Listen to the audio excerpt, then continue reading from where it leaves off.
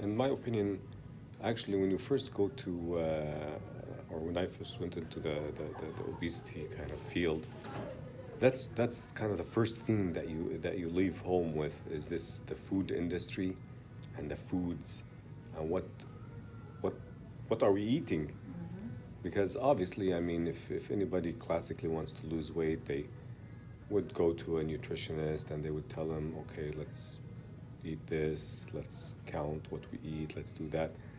But but you're right. I mean, as a more of a global and a culture, we're faced with a huge industry, and as you said, I mean, it's all about the money, It is which global, is right? yeah, day How much they one. sell.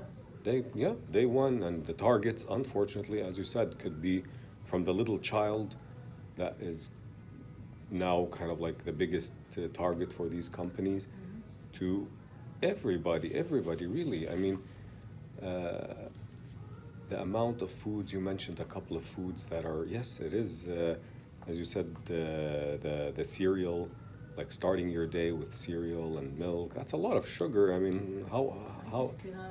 I came to this culture. It's like cereal. Why yeah. are you having cereal? You I know, mean, it's like the, it's not nutritious. You look at the ingredients. It's, the main ingredient is sugar. People, I mean, just like, and I can't imagine parents, you know, doing that. But that's what the kids want.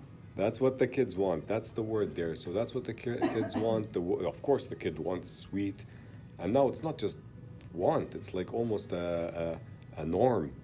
It's almost like when I was growing up. When I grew up, I mean, you would have cake like on a birthday or on a Exactly. celebration.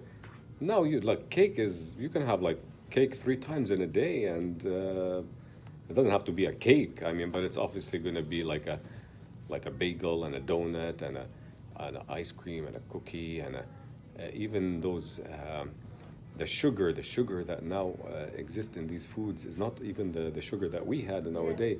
Lots of artificial sugars, lots of the fats. It's Yes. loaded with I fats, and know. that's the calories, and that's the And this stuff, damage. yes, exactly. All that stuff that is in there, it's just like, I mean, on the top, if I cannot pronounce it, I just don't buy it. That's basically what, I mean, I want, I do not want to do those things because it's like, you know, I eat fruits, I mean, I grew up in fruit, that's Fruits, what I grew up with, I mean, but again, fruits. here, it's just a different, and I get it's me because I come from another culture. Yes. You grow in this culture is different, you know, because you're, you know, it's just a different, you know, and it's, I mean, I was, when I came to this culture, I mean, people were eating donuts, and I'm like, I don't need that, and they're like looking at me like, Mm.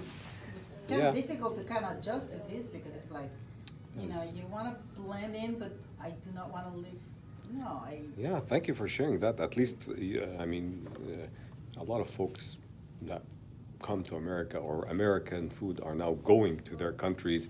This is what they're going through, the shift in culture. But you now, as a nurse practitioner or you see pediatrics and you see all ages, you you kind of like know what the problem is because you kind of like saw you were in a world or in a zone one time that this didn't exist, and now it's happening, versus the norm now, and the problem is that people don't know the alternative. They don't know the healthy alternative, and this is where we want to educate. We want to kind of like promote healthy culture.